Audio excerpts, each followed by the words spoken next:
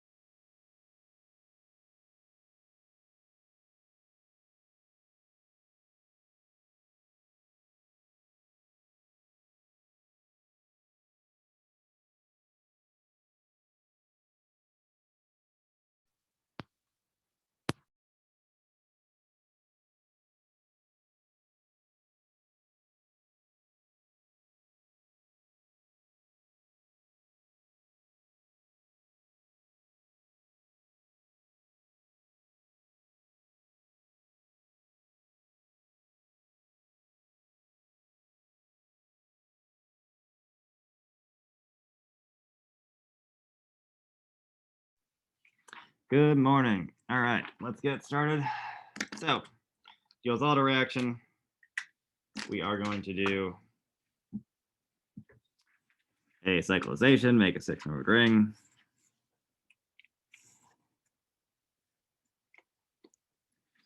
We can start by drawing out that 6-membered ring.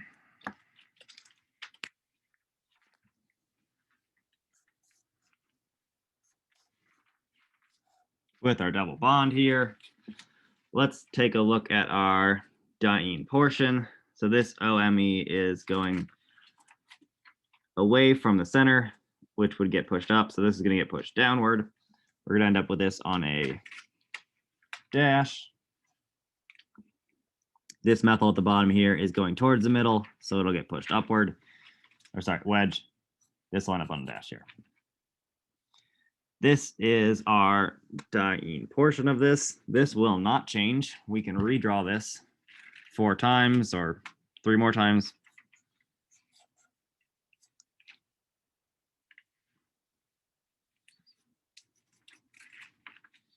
Put some plus minuses in so I don't forget them later.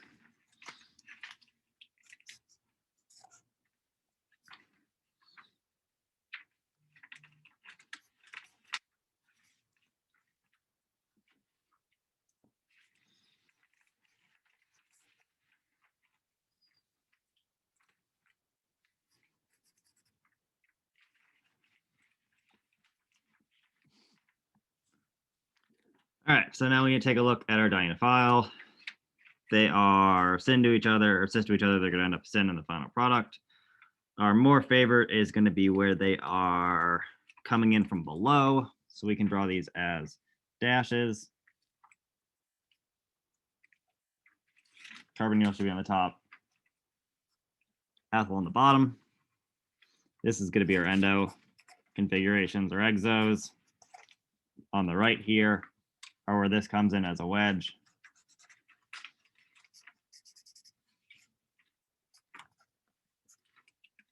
Like so. Our bottom ones are going to be almost identical. We're just going to flip where this carbonyl is. So we're going to put the ethyl on the top, carbonyl on the bottom.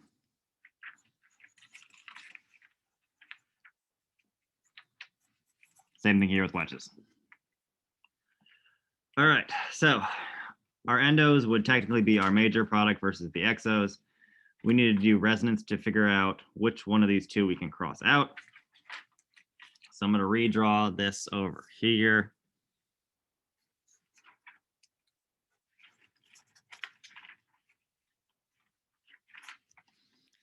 Let's do some resonance. We're going to push the electrons from our oxygen downward.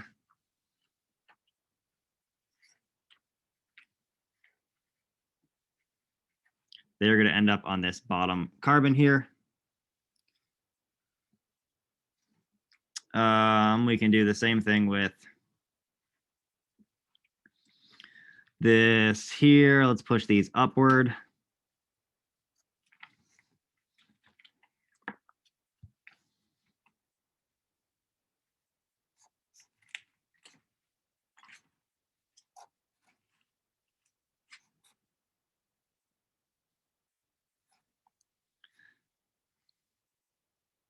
Because I never actually drew the product for this one. So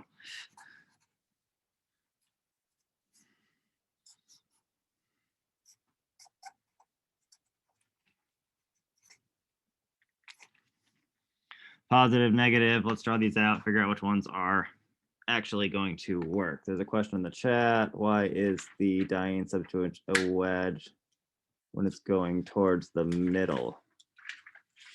So everything that's going towards the middle is what gets pushed upward. And then everything that's going towards the edges is what's going to get pushed downward. Let's draw out our 2 different possibilities for the attacks.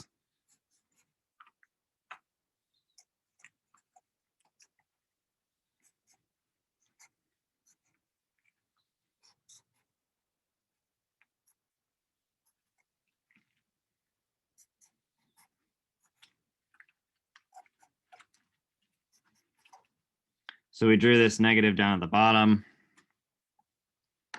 Different color. positive ended up on the bottom, which is relative to this carbonyl. So it would be here, but then we flipped it over.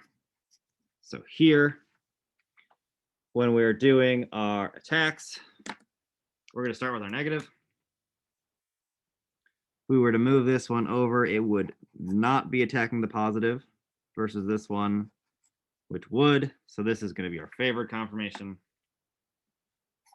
This one is our not favored. So this would go to the ones where the carbonyl is on top, which means we can cross out these two, and this becomes our major because it's the endo.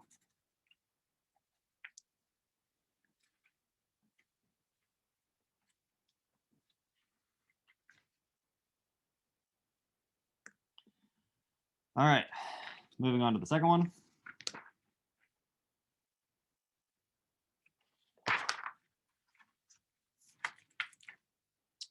This tripped some people up in the 930. This does not actually create a bicyclic one.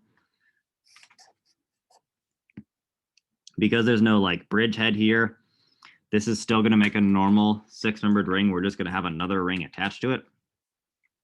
And I will go over that in a minute. Do we have to show our work for the flipping? No. You wouldn't need to show work for that. You just need to draw the products in that sense. So, I mean, there's not really any work here for how you flipped it over.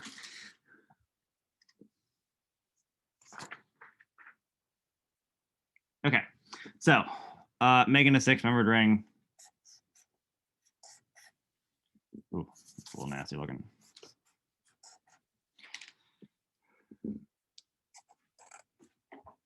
This OME is in our SP2 position.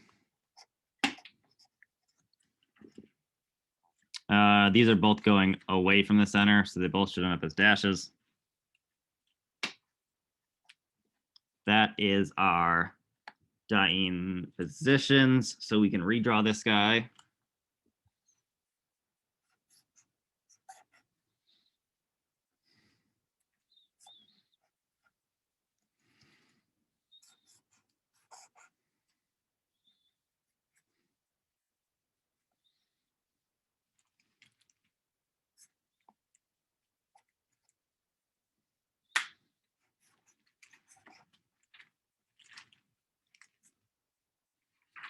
Should have a total of 4 of these, and wouldn't give myself that much room. Let's draw on the dienophile portion. So it's going to end up making a ring. Our endo version is where the ring approaches from the bottom.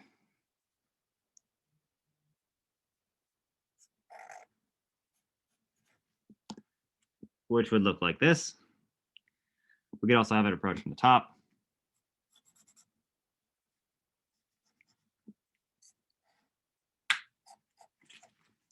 Giving us this.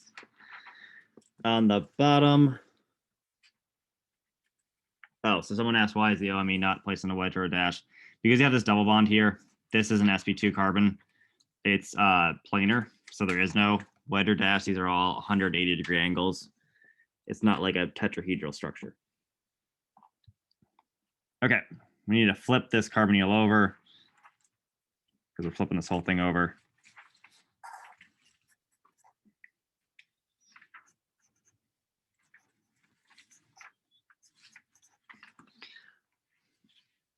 And these here become our 4 different possibilities. This one is N, these 2 are endo.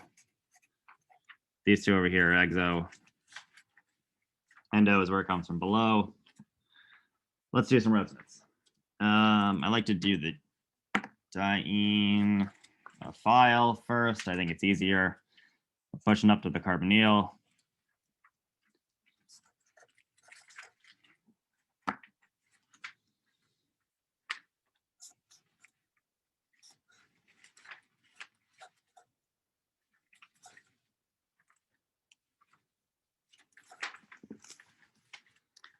Should make this for our diene.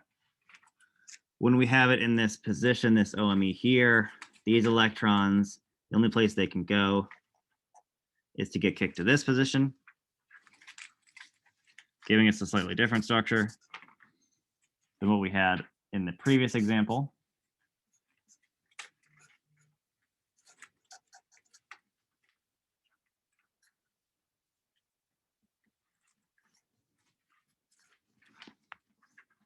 So now our negative is here. Let's draw out our two possibilities.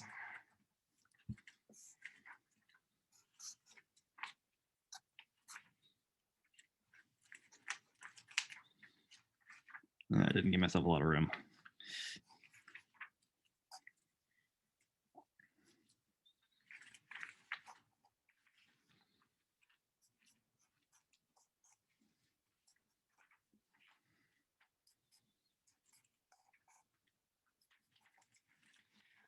Okay, our negative, sorry, was on this top position.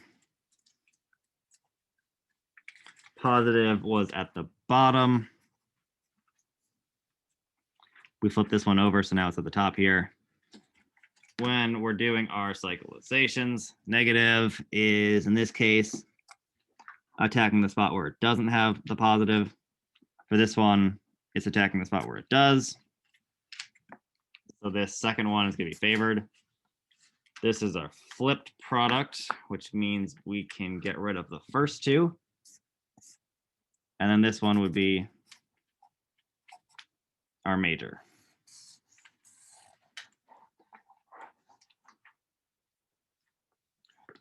All right. I'm going to move on to some different reactions. So that's kind of the end of Diels-Alder. We're going to spend the rest of the day talking about electrocyclic reactions.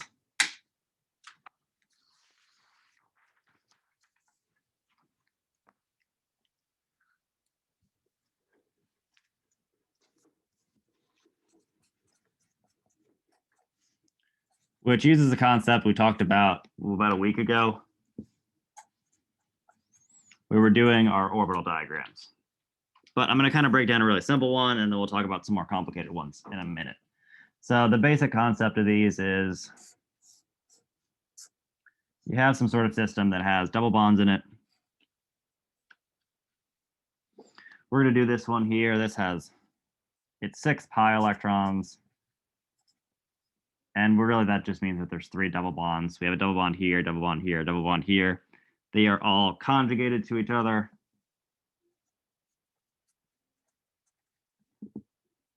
The number of pi electrons is going to correspond to the size of the ring we make. For this example, it doesn't really matter if we use heat or light.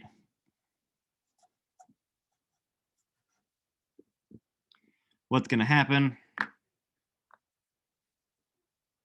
is we are going to shift this double bond to close this ring. This one's going to get pushed over. This one's going to get pushed down. And we are going to make a new ring that looks like this. So this double bond moved over to make this bond that's here. This bond moved over, so we need a double bond in this position. This one moved down, and we need a double bond here. If we do this with the 4-membered ring, same concept, or a 4 pi electron system. So we're going to take a diene like we were before, throwing in heat or light.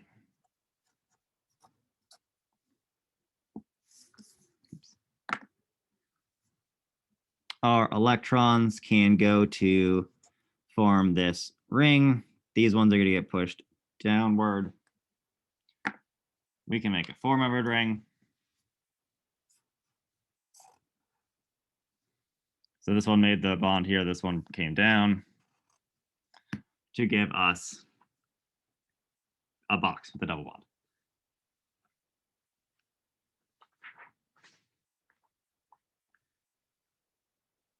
Okay, so when this actually heat and light make a difference is going to be when you have some other substituents on your rings. So slightly more complicated version of this would be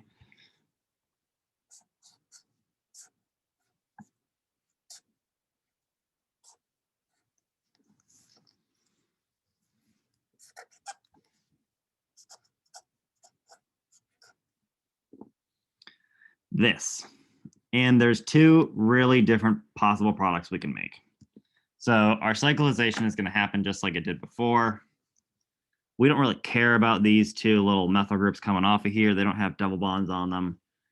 This is going to shift up to make a bond here, shift to make a bond here, shift to make a bond here. We're going to make a 6-membered ring, just like we did. This one moves here. This one moves down.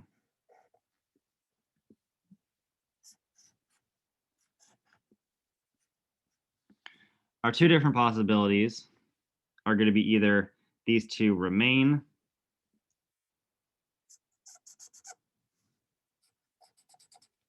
cis to each other, or they end up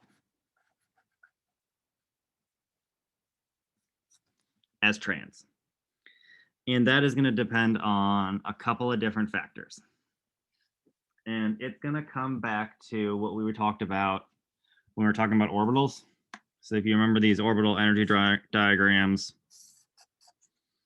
we had our base energy level being where all of these, I'm going to draw it for a 4 pi electron system, and then we'll do this example as an 6 pi electron system. So all of the lowest energies, all these are filled in on the top. We have no nodes here. Our next highest is where it has 1 node. We're rotating every 2. Our number 3 is where we're going to have 1 by itself.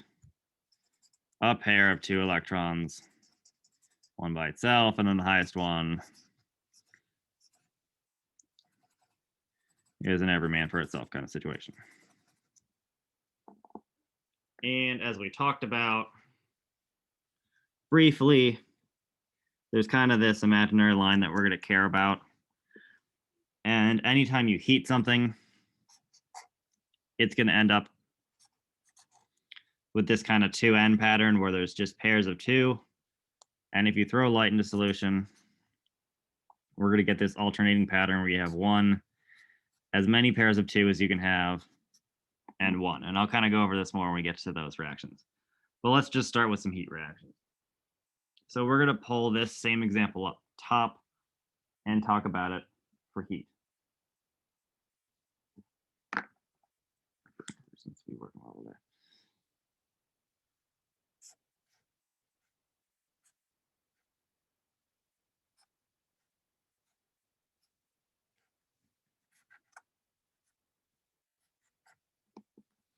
Okay, so we have our solution. We're in heat. We only really care about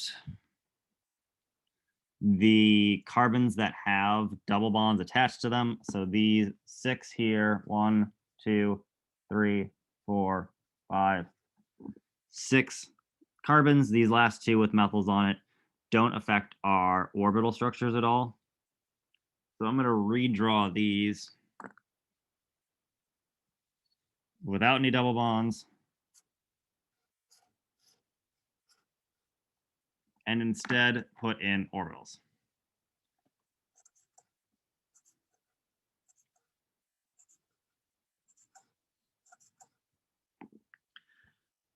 So, as we said, with heat, it's going to rotate every 2. So let's put the first 2 on top here, the next 2 on the bottom, and our last 2 on the top. From this point, we really only care about these 2. These are the 2 that are coming together to make a bond. That's where we're going to end up with our cis and trans. The rest of them are kind of just along for the ride. So I'm going to redraw this.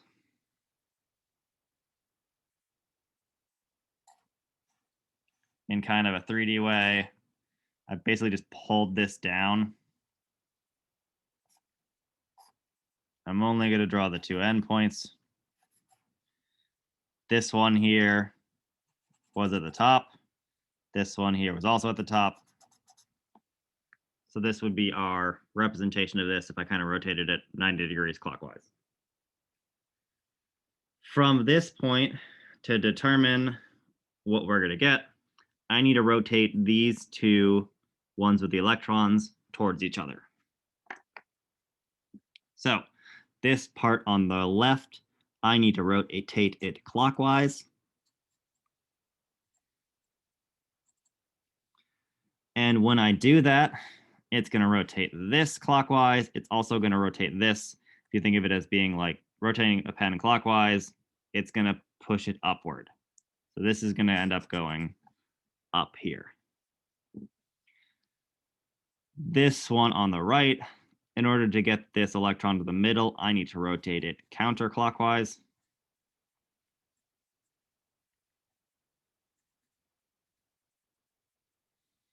So when I do that, it'll push this one also counterclockwise. This one's going to get rotated upward. It's clockwise and counterclockwise. This is referred to as disrotatory.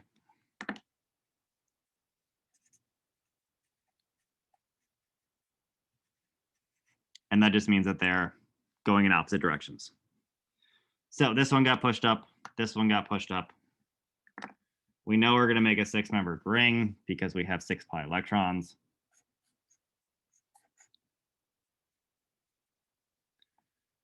And they're both getting pushed upwards, which means they're going to end up giving us our syn product.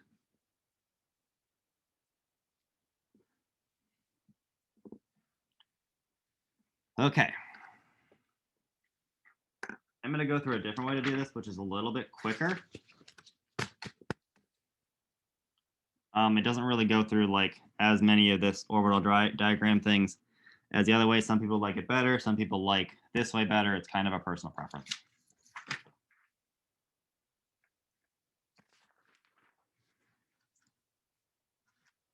So we're going to take the same molecule.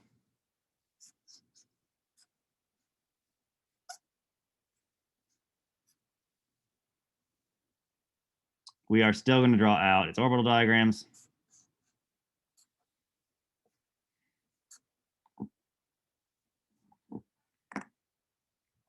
So we're doing this reaction in heat.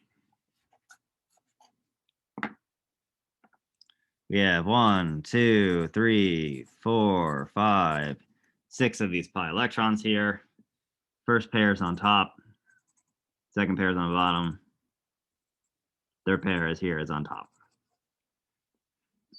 So the kind of quicker way to do this is we're just going to compare these two.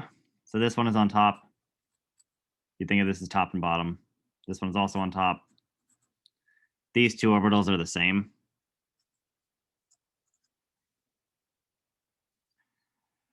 If I look at these double bonds for our two end portions, this here is a trans double bond versus if I had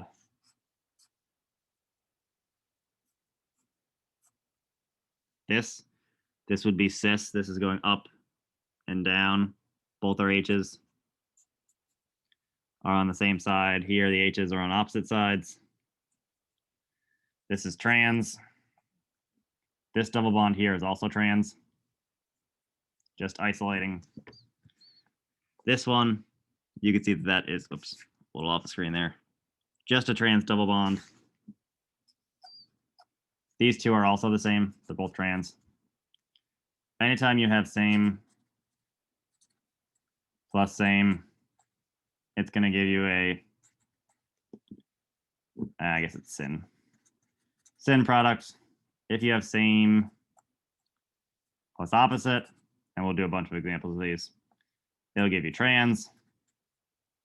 And if you have opposite plus opposite, it'll give you syn again. So it's a little bit shorter of a way. You're just comparing these two groups. and it kind of fits into this chart here. But if you like the other way, you can also do that. Dr. I'm Bayo, going to go over on both of trans, them for every example. So let's do a bigger one.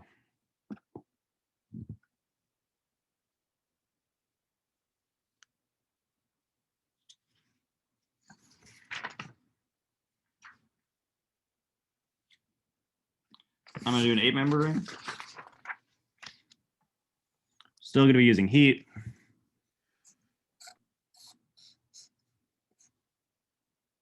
Let's see, 1, 2, 3, 4.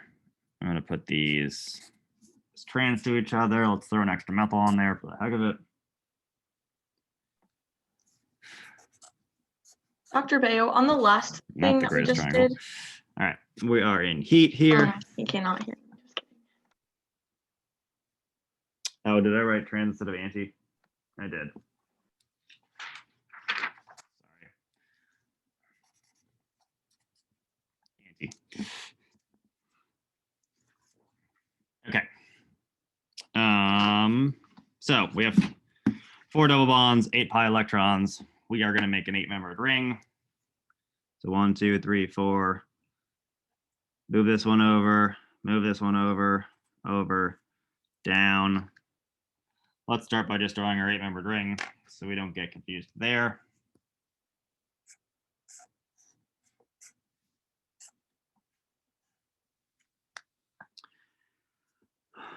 Okay, this one moved to the top.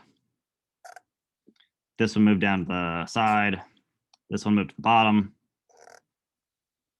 We have a methyl group that's coming off of where this one moved to, so it should be right there.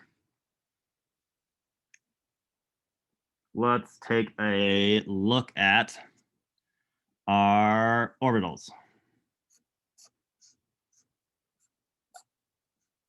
One, two, three, four, 5, 6, 7, 8. Okay, I drew it right.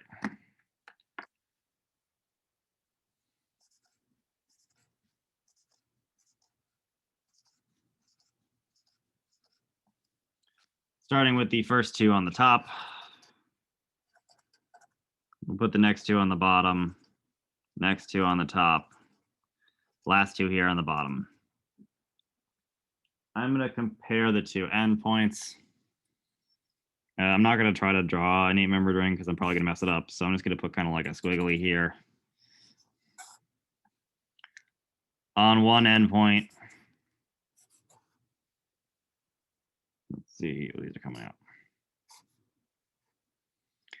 I got this one on the top here. And then this one here is on the bottom. So comparing them, in order to get these to rotate to the middle, I need this one to rotate counterclockwise.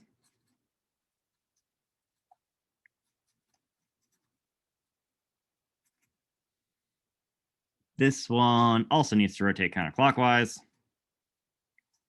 That's going to push these 2 dots together. They're rotating both in the same direction. This is referred to as conrotatory. It just means that they're rotating in the same direction. Okay, when I rotate this one this way, this gets pushed downward, as opposed to this one. When I rotate it this way, this is getting pushed up here. These are going to end up anti to each other. This one's going up, this one's going down. I'll draw it. Fuchsia.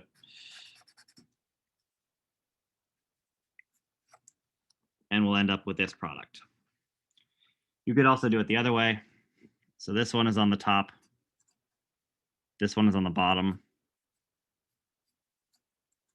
These 2 are opposite, top and bottom.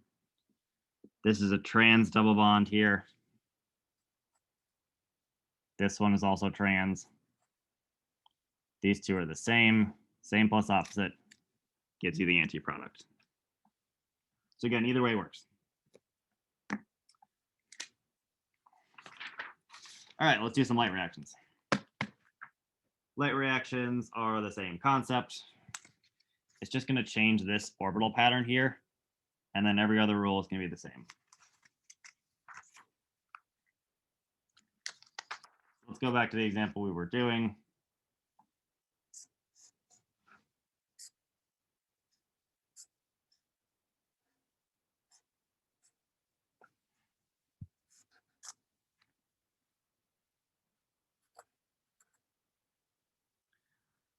But now we're in light. Let's redraw these out. 1, 2, 3, 4, 5.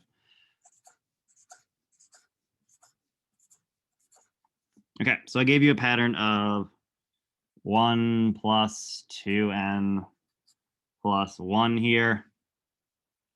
This n doesn't really mean anything. You're always going to have an even number. So like, depending on the number of pi bonds, you'll always end up with 1 extra because you started with 1. And in order to get an even number, this would always give you an odd number. So start with 1 by itself. On the top, we're going to do pairs of 2 until we run into a part where we only have 1 left. So a pair of 2 on the bottom, a pair of 2 at the top. There's only 1 left here, which means that one has to be our other one that goes in the bottom. N doesn't necessarily mean anything relative to the number of electrons. Okay, we are now going to do the exact same thing we just did.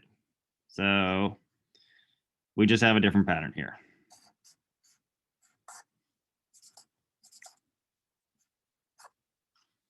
This one was on top. This one was on bottom. We want them to rotate towards each other. So rotate this one this way. That's counterclockwise. This one's also getting rotated counterclockwise. So these would be counter-rotatory. They're rotating in the same direction. When this side rotates counterclockwise, this one goes down. And this side does it. This is going to go up, which means for this example, we are going to get our anti-product. So this moved over, this moved over, this moved over. We got our 6-membered ring with our 2 double bonds. These two end up as anti to each other. We also could have done it the other way. Top, bottom. These two are opposites. Trans, trans. These two are the same. Opposite and the same also gives us anti. And we'll do more examples when we do these on, what's today? On Wednesday. So let's do a more complicated one. I'm going to do one more example of this, and then we're going to break for the day.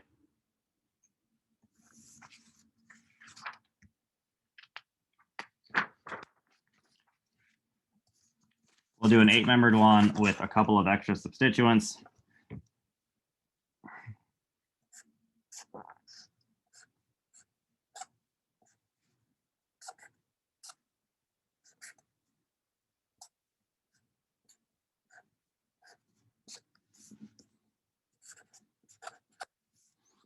Okay, so this one is kind of scary looking, but if you break it down, everything is exactly the same.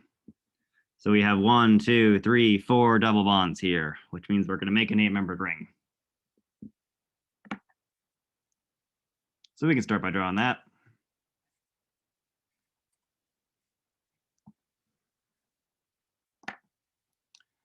Make our 8-membered ring.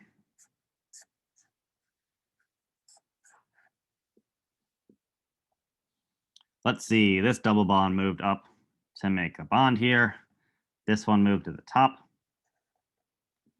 That position also has a methyl going off of it, so let's do that. This one moved down. This one moved to the bottom. Should have a methyl coming off of it.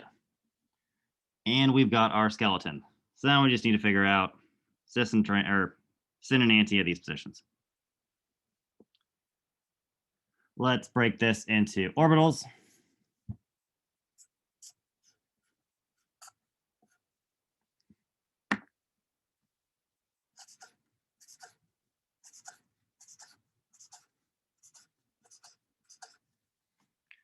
Our pattern is 1 plus 2n plus 1, so we're going to start with 1. do as many pairs of 2 until we run into a single electron. So a pair, this one's on top, pair bottom, pair on top, pair on bottom.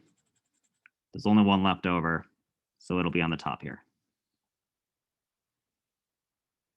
Gonna compare our endpoints. Again, I'm not gonna try to draw any membered ring like this because I'm probably gonna mess it up. So I'm just gonna make this squiggly here.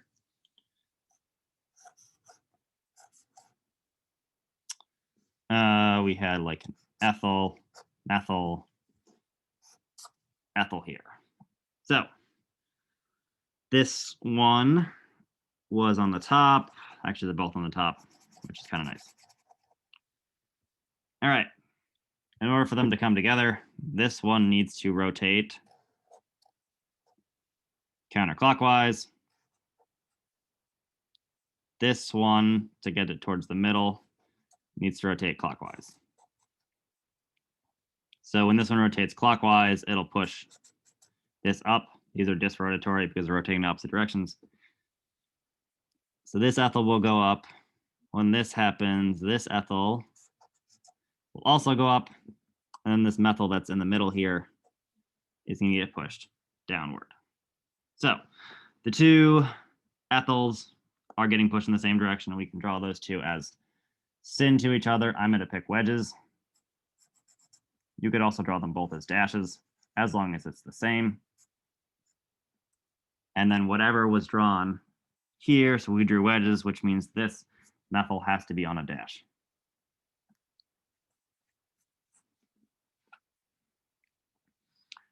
We could have done the other method also. So this is on top. This is also on top. These two are the same. When you're doing this and you have more than one substituent, you just have to pick what you're going to compare. So if I compare this ethyl to this ethyl is trans. This ethyl is also in this trans position. So these two would be the same to each other. So they should end up as syn, which they have. If I chose to compare the ethyl to the methyl, this methyl is cis, this one is trans, so they're opposite, and they should end up as anti, which they also are. So as long as you're consistent there, doesn't matter which of these methods you use. Okay, we are going to stop here for the day. Tomorrow, we're going to talk briefly about two more reactions, or not tomorrow, on Wednesday, we're going to talk briefly about two more reactions, and that will finish up everything that we're going to talk about for exam 2. So I will see you guys then. Oops.